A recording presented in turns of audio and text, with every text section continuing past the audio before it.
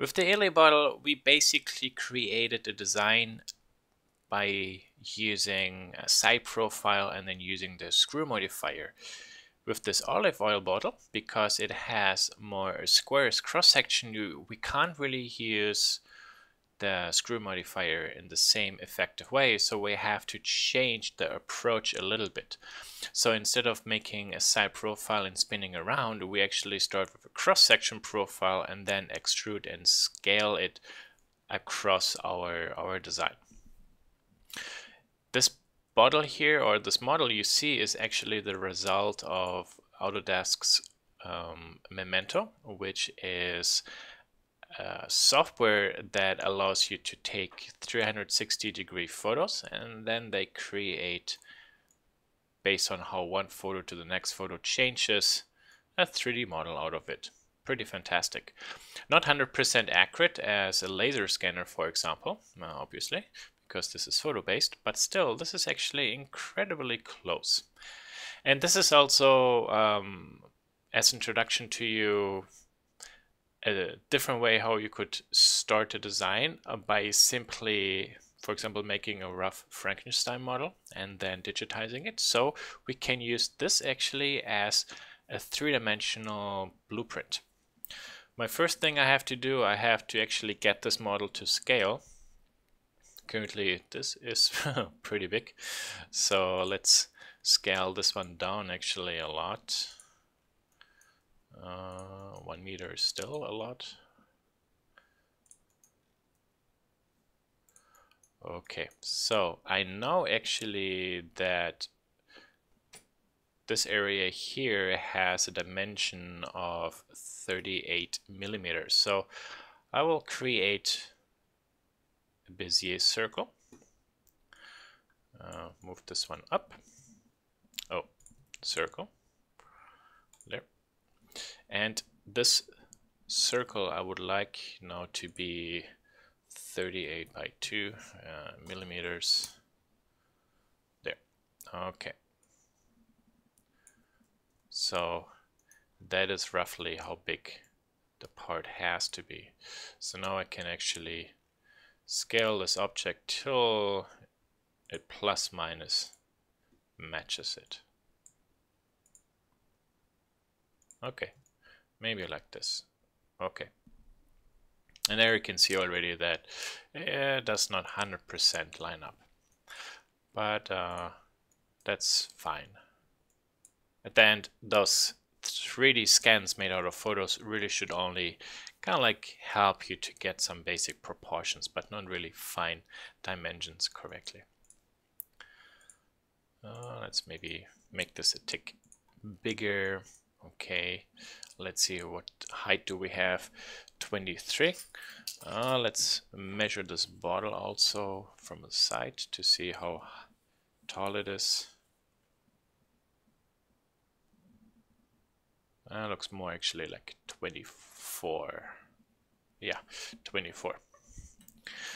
Okay, so then let's scale this a tick more till we hit roughly 24.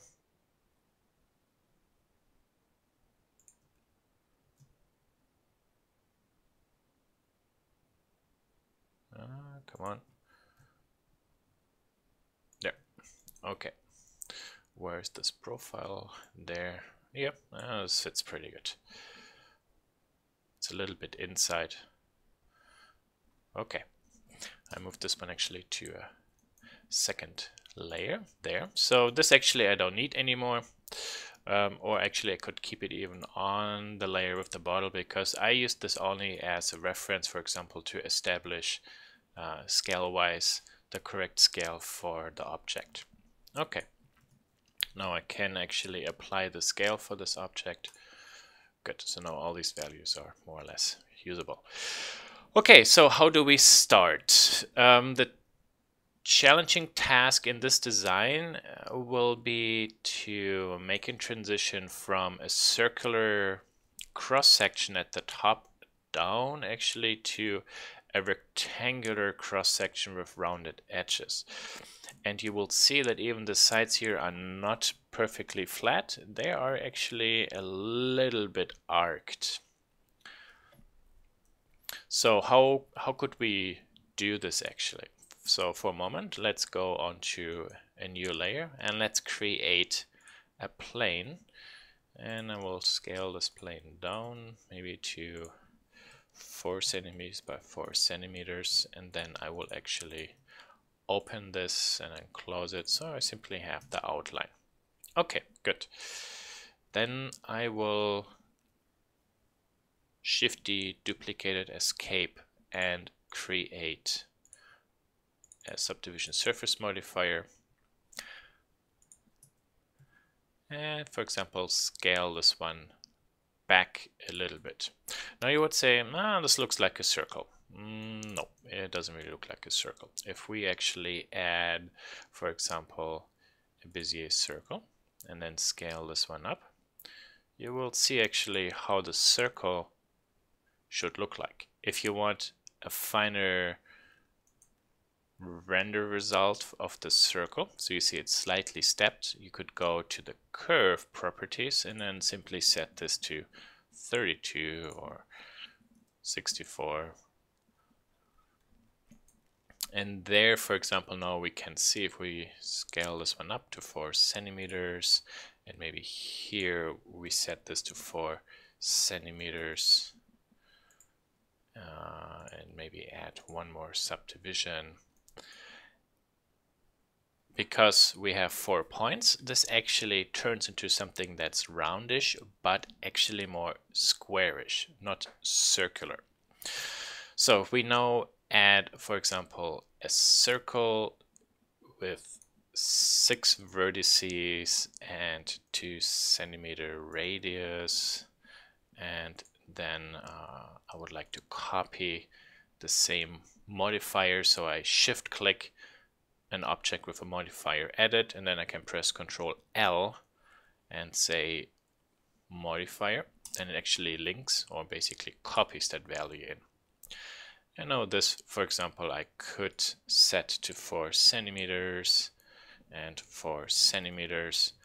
And you see this is actually much closer to the Bezier curve and not as, yeah, kind of egg-like the square. So you see, like with 6 points, you get a better result. Now let's do one step more, and maybe, for example, let's say 12 steps. Okay, then again, shift click, Ctrl L, modifiers, and then we can set this one to 4 centimeters and 4 centimeters. And you see this is even closer actually to the way how the Bezier circle, for example, should look like. Okay, so in general, if you need something that's roundish, 4 vertices, don't cut it. 6 is kind of a minimum for sculpting, but it's not 100% circular. So for mechanical design, obviously this is totally not usable, but also in programs like Alias, you would not use this type of a circle. In Fusion, the engineering software we use a different type.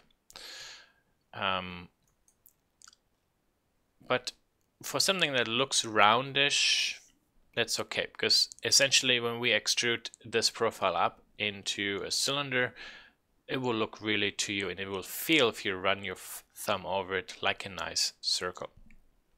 So why is the amount of points actually really important? So for example, currently here we have 6 points, and I can select these 2 points and, for example, scale towards each other and turn this, for example, into maybe something that looks rectangular with rounded edges.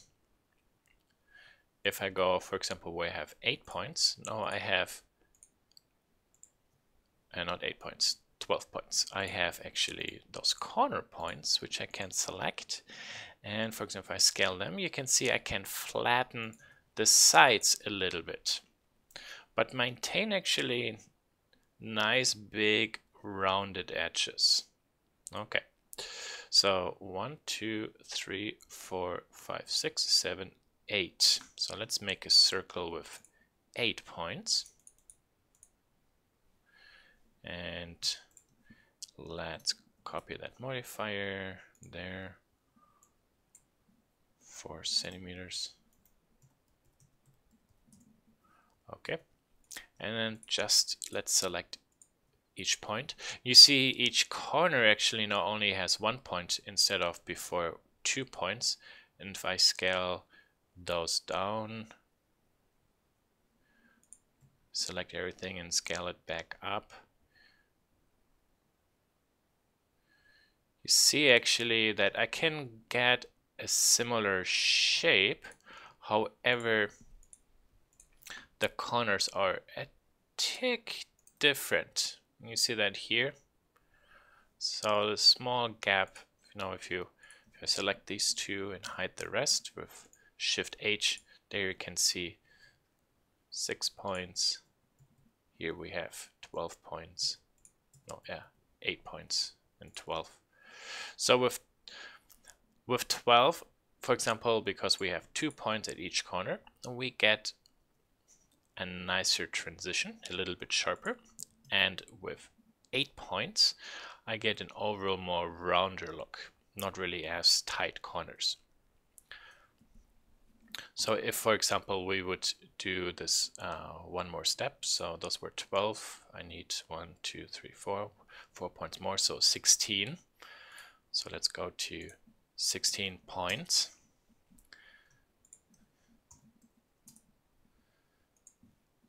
And 4 centimeters, 4 centimeters, and then let's select those points here and then scale them in a little bit. Now actually this I have to scale with S and Y towards each other, and then I have to select this S and X towards each other. Okay. And I will put this onto layer 3 for the moment. And here we have that other one, layer 3. Okay, let's compare. So this is now, for example, with 12 points. This is actually with 16 points. So this may be down a little bit, there and there, there and there and there.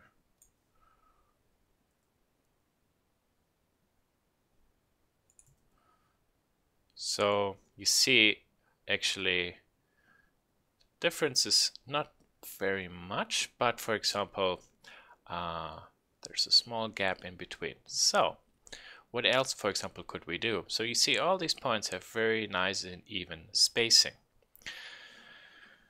So one way, for example, would be to actually tighten the distance between these corner points more. So for example, I scale this one by 0.5, and then here S 0.5, here S 0.5, and S 0.5.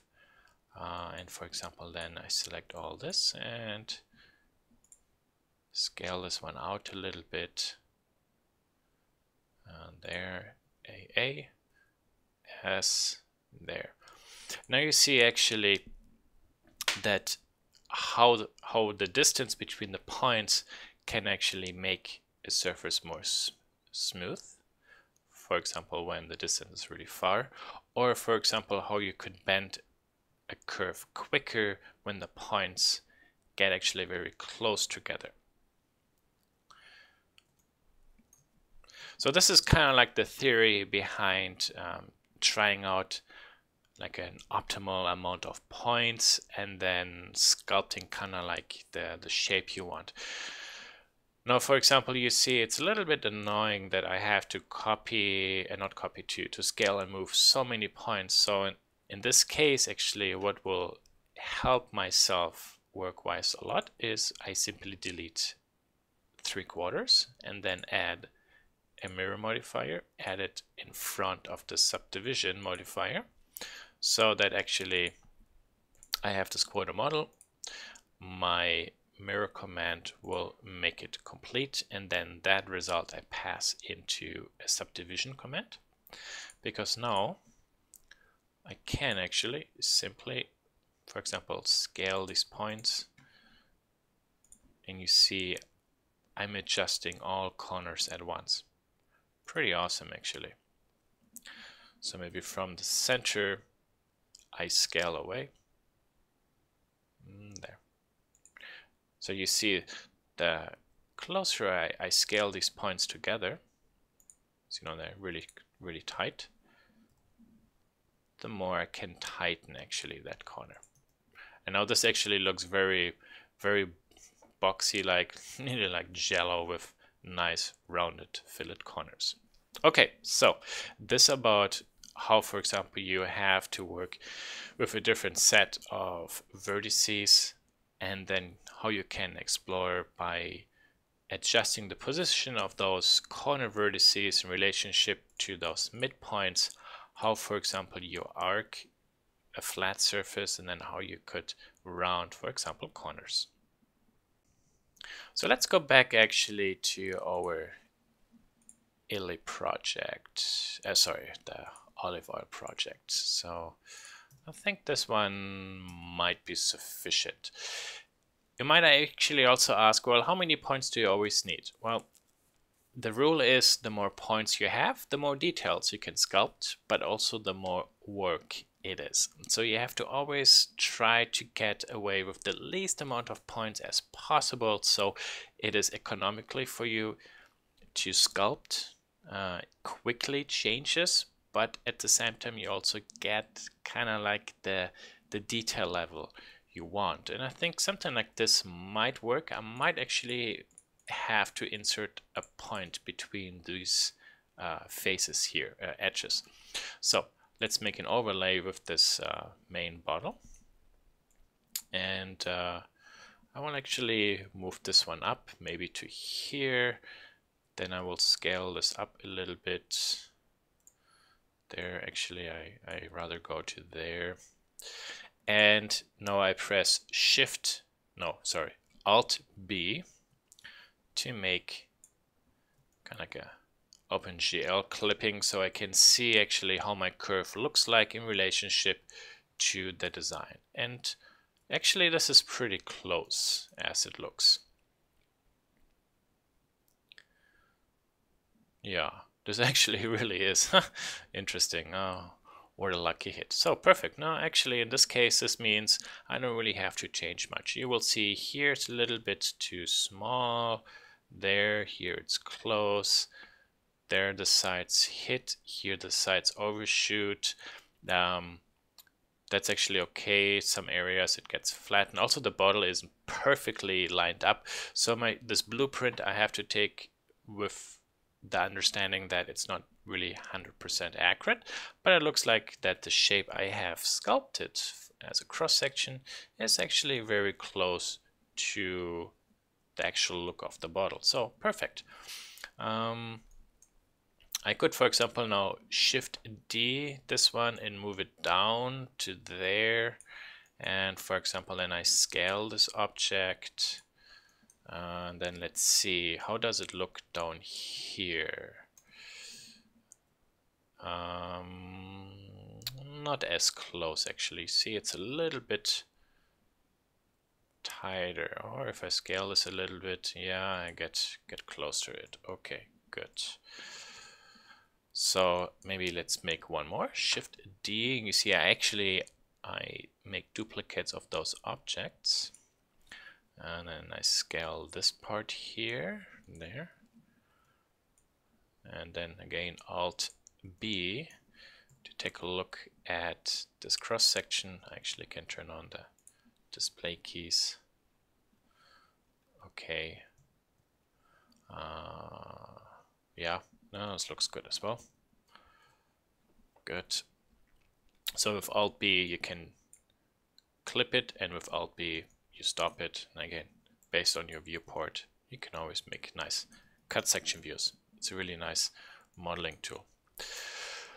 Okay, so I know, for example, that the surface here is very flat, and then this bevels out a little bit, and then it goes down. So Shift D, one more. Actually, I move it down to here, and now my photo shooting here didn't really capture those details, so I have to estimate how this might look. Maybe like this, and then I want to move this one to Z0.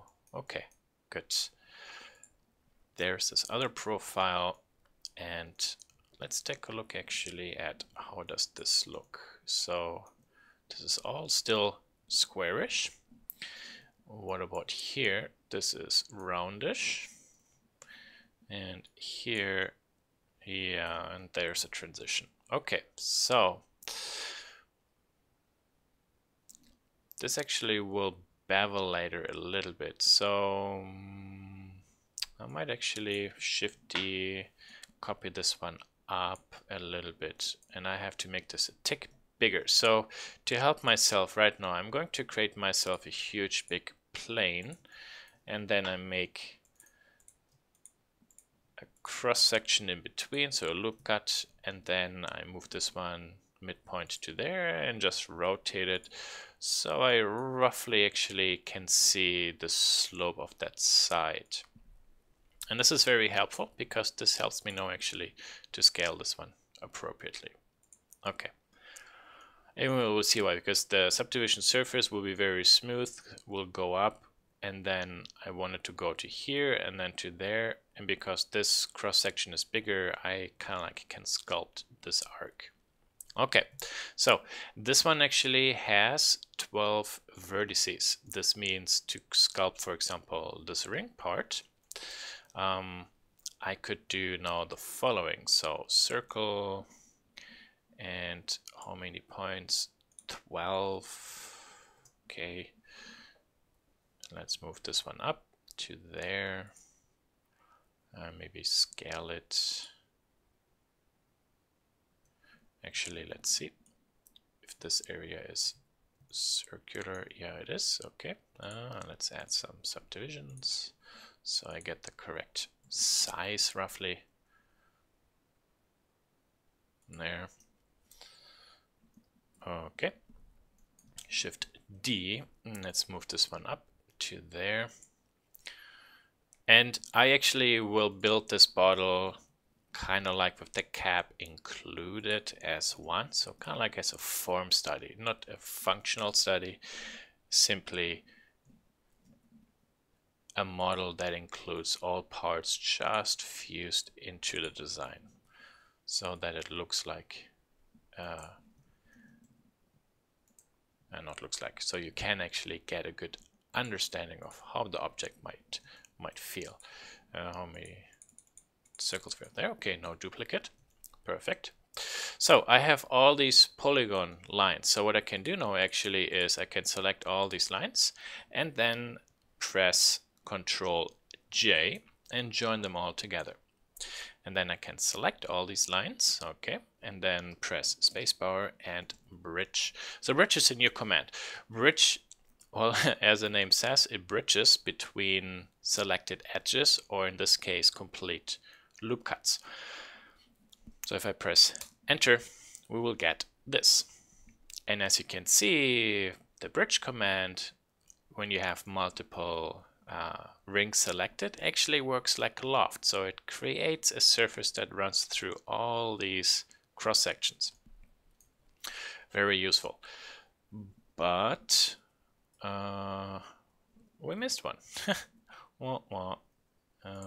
You go to your join. Oh, no, I was wrong. That's actually my NURBS circle. So this is all good. My fault. So, oh, did I delete it? Hold on 1 second. Where did my piece go to? There.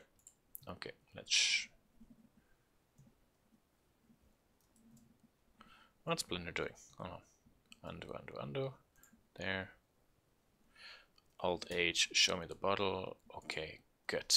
So, one more time. So, bridge. And what bridge actually can be very useful for is as you can see, it lofts everything, but not always the correct way. So you see here, there are some issues. So I can actually select with Alt click on this face and delete this ring, because actually I need this loop and this loop to be bridged, and then actually this loop to this loop to be bridged, and then I have to delete this outer face loop. Okay, and this is more what I was looking for.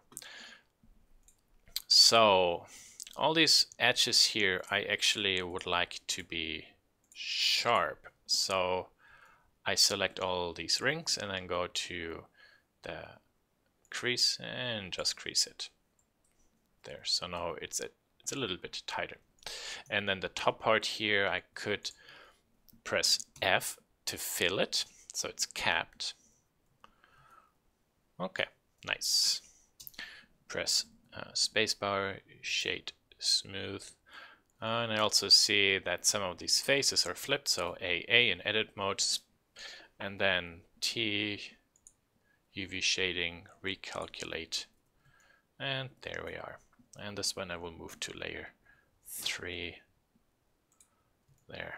Okay, now let's actually work with those, and I press Ctrl J again.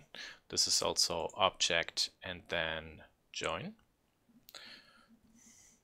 Go to edit mode, and then it is under mesh edges, I think bridge edge loops.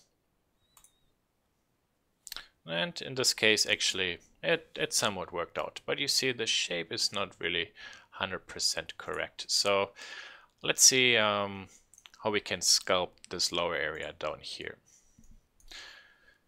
So as it looks like, as you can see in the scan, this is a little bit flat. So I need an additional loop cut, kind of like below here. So I can press Ctrl R, click, and then I move it up. And then I simply move it, for example, down. So these lines here are vertical. And you see then this actually straightens that face a little bit. And maybe I can move this up.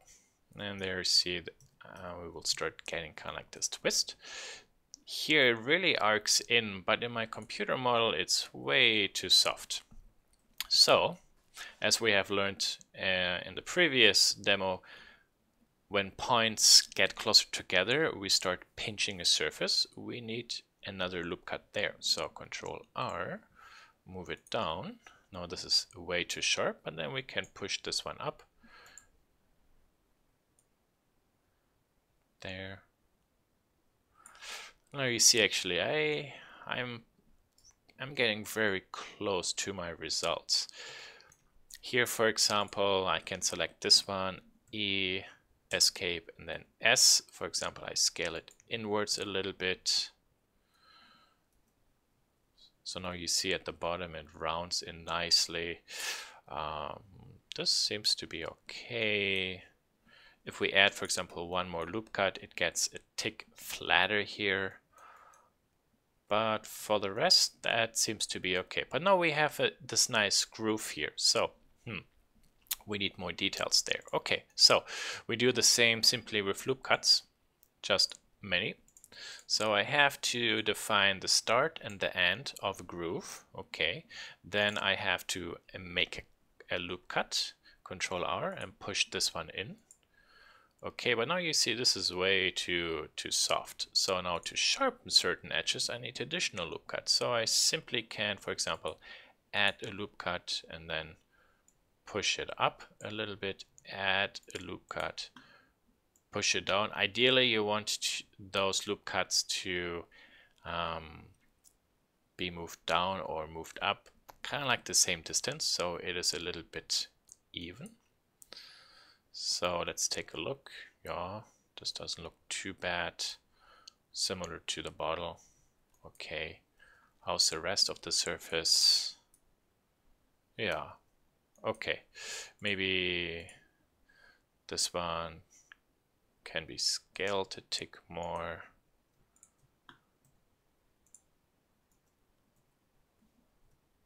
Okay, yeah, there it is. Doesn't look too bad. Good, good. So now how do we do the transition to the top? Well, very easy. We simply join these two objects. And this is actually now again where the counting of vertices becomes very important. So 12 vertices. 12 vertices. I select these two, type in bridge, and then it makes this transition. Now let's press Shift 1 so I see my initial computer model. You see, close, but not really perfectly matching.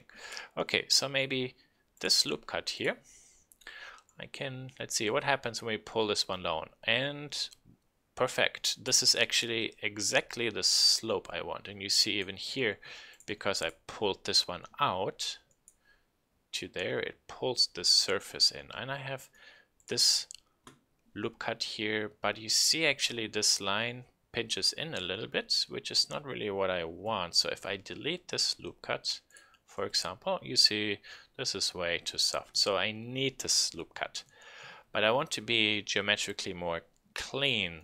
So what I mean, this loop cut along this line should actually, oh, hold on, whoa, oh, wrong model. I clicked too fast. There, so this point should be on a line between this point and there. And to do this, very simple.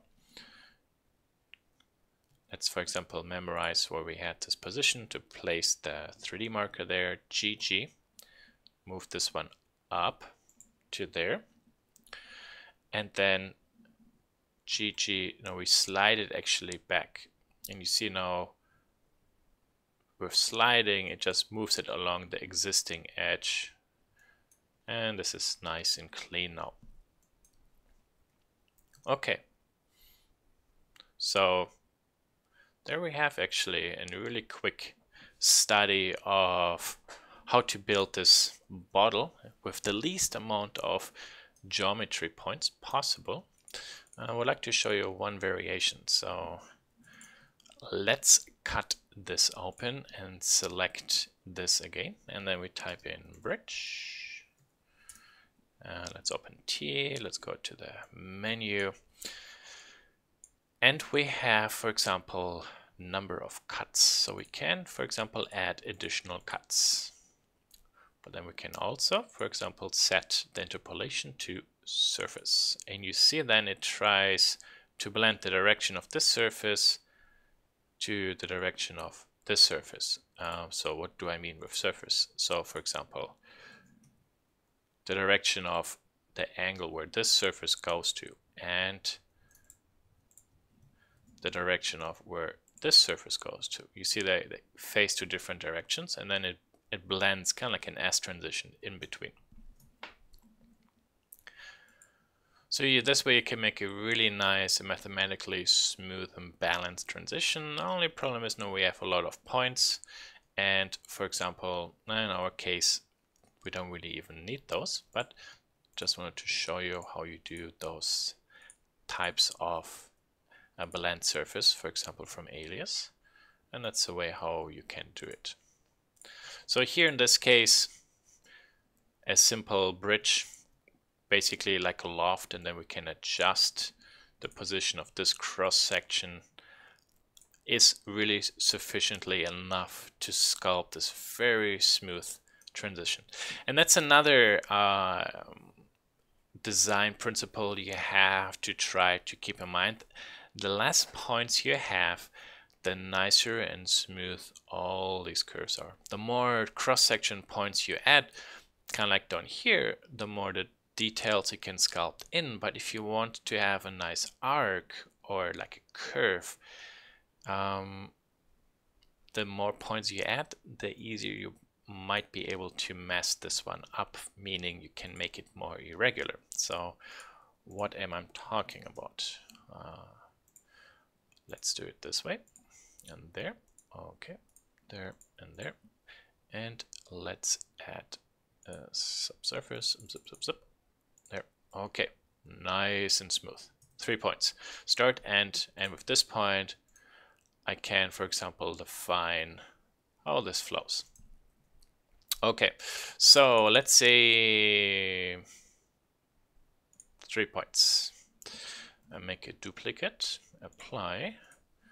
This one, go back to 5, and there. Okay, so now I have more points, and if I start moving one, and I do this now on purpose, you start seeing like, woo, how this gets wobbly. And that's because essentially with those many points to get a nice arc, all these points have to be mathematically perfectly positioned on this arc, which is possible, but hardly unlikely you will ever be able without additional help to do it that way, which is why always try to model with the least amount of points, because then you always end up with less work, but perfect surfaces. Similar to here, just one cross section, start and end, and then we get this nice slope. Okay, so maybe one last step. So for example, you see here, this is not really ideal. This is very sharp. So we could select this face, press I for insert face, and you see then it's kind of like extrude, but you don't move it away. You extrude a face inside, and then it creates kind of like a planar insert, and then this is a little bit better. So how do we close this bottom part here?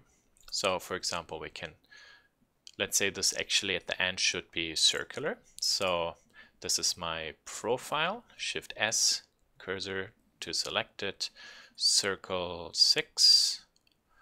Okay, maybe E, escape S, and let's select everything with L command, and I move it in a tick.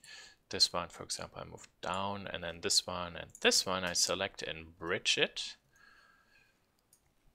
And then this, for example, I could for the moment press F to cap it. You kind of like see the shape not really ideal, but for the moment that is okay.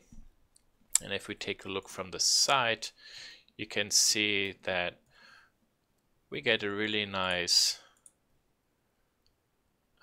smooth transition from the bottom down and goes to the cap.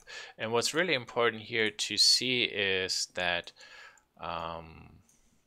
for example, I think this and this, if I want to do it a tick better, I could make an I so face insert here. So those are, for example, flat, and then this actually, let's see if we can see it in the shading. Currently we can't see it, so maybe let's do it this way. Yeah, now there you can see it. There's actually a sharper edge because these loop cuts are close together. If we make it a little bit bigger, so there's this area looks more flattish, and then it slowly arcs down. If, for example, we want to have an inner sharper edge, we can do a loop cut here and there. And there you can see there already how it's a tick sharper, so we have a flatter surface for this part to rest. And now this actually maybe scale down even more. Yeah, so it looks better. Could even do the opposite. Zip. Let's do it this way. So there you see. That's how easily you can sculpt such shapes. I actually would like to remove it and just go back to this version. Maybe scale it down. And what's also important to understand for nice and smooth transitions, you see all these distances between these faces. I try to make nice and even distances where I need something to be pinched.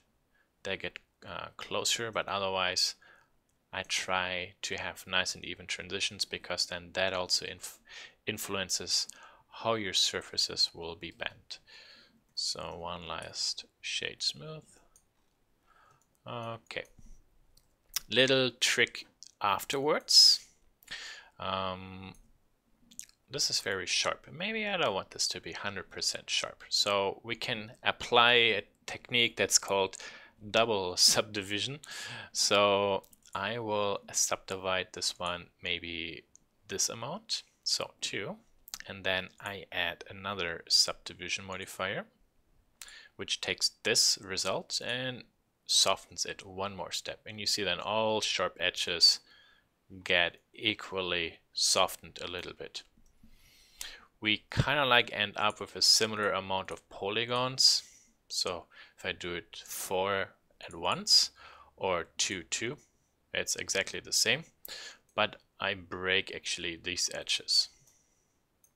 So it's a very quick and easy way to kind of like build your model with sharp edges, and then with a secondary subdivision pass, we evenly round actually all those edges.